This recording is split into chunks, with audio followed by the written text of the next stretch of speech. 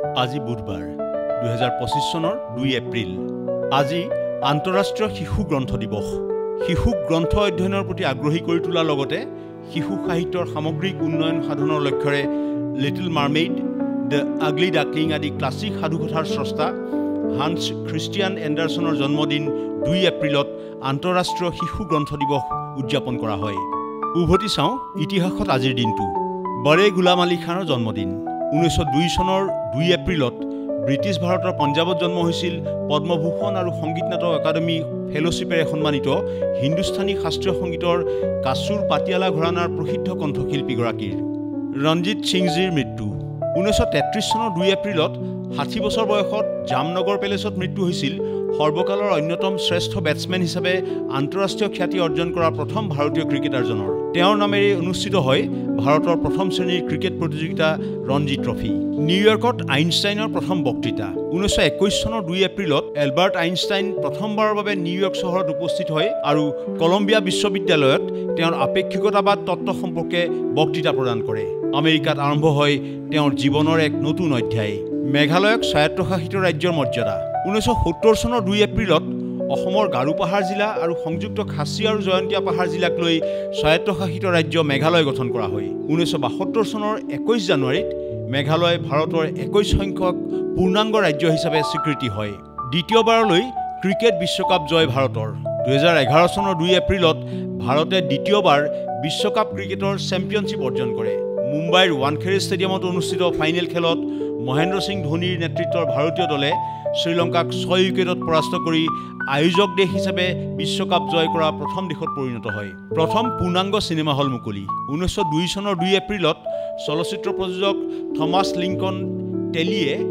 loss এঞ্জেলছত আমেৰিকাৰ প্ৰথমটো পূৰ্ণাংগ চিনেমা হল ইলেক্ট্ৰিক থিয়েটাৰ মুকলি কৰিছিল চিনেমা প্ৰদৰ্শনৰ এই ব্যৱস্থা চলচ্চিত্ৰক জনপ্ৰিয় কৰি তোলাত বিশেষভাৱে সহায়ক হৈছিল আমেৰিকাত ডলাৰৰ প্ৰৱৰ্তন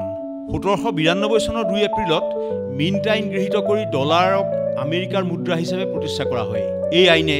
ডলাৰ আৰু চেণ্ট মুদ্ৰা প্ৰস্তুত কৰাৰ অনুমোদন দি আমেৰিকাৰ আধুনিক মুদ্ৰাৰ ভেটি স্থাপন কৰিছিল আন্তঃৰাষ্ট্ৰীয় অপৰাধ আদালত মুকলি 2022 চনৰ 2 এপ্ৰিলত আন্তঃৰাষ্ট্ৰীয় অপৰাধ আদালতে ভেনিজুৱেলাত প্ৰথমটো কাৰ্যালয় মুকলি কৰে নিৰ্যাতন আৰু হত্যাৰ অভিযোগত অভিযুক্ত দেশখনৰ নিৰাপত্তা বাহিনী প্ৰথম তদাৰকীৰ সন্মুখীন হয় আৰ্জেণ্টিনা আৰু ব্ৰিটেইনৰ ফকলেণ্ড যুদ্ধ 1982 চনৰ 2 এপ্ৰিলত আৰ্জেণ্টিনাই ব্ৰিটিছৰ ভূখণ্ড ফকলেণ্ড দ্বীপপুঞ্জ আক্ৰমণ কৰে 10 সপ্তাহ জোৰা এই ফকলেণ্ড যুদ্ধৰ পিছত ব্ৰিটিছে এই দ্বীপসমূহ পুনৰ দখললৈ আনে বেথোভেনৰ প্ৰথম বেনিফিট কনচাৰ্ট 1800 চনৰ 2 এপ্ৰিলত লুডভিগ ভান বেথোভেনে অষ্ট্ৰিয়াৰ ভিয়েনাৰ বাৰ্গ থিয়েটাৰত প্ৰথমটো বেনিফিট কনচাৰ্ট অনুষ্ঠিত কৰে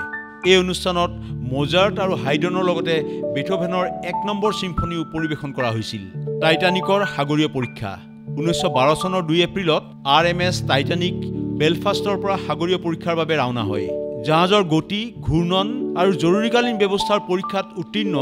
টাইটানিকক হোৱাইট ষ্টাৰ লাইনক গতাই দিয়া হয় আৰু প্ৰথম যাত্ৰাৰ বাবে সাউথহাম্পটনলৈ ৰাওনা হয় চাৰ্চ অৱ দি নেটিভিটি ঘেৰাও 2002 চনৰ 2 এপ্ৰিলত ইজৰাইলী বাহিনীয়ে বেথেলহেমৰ চাৰ্চ অৱ দি নেটিভিটি ঘেৰাও কৰে 39 দিন ধৰি চলি থকা এই ঘেৰাওৰ অন্তত আলোচনাৰ ভিত্তিত ভিতৰত থকা পেলেষ্টাইনী উগ্ৰপন্থীসকলক বিতাড়িত কৰা হয় সোভিয়েটৰ ব্যৰ্থ শুক্ৰ অভিযান 1964 চনৰ 2 এপ্ৰিলত সোভিয়েট ইউনিয়নে বাইকনুৰৰ কসমোড্ৰমৰ পৰা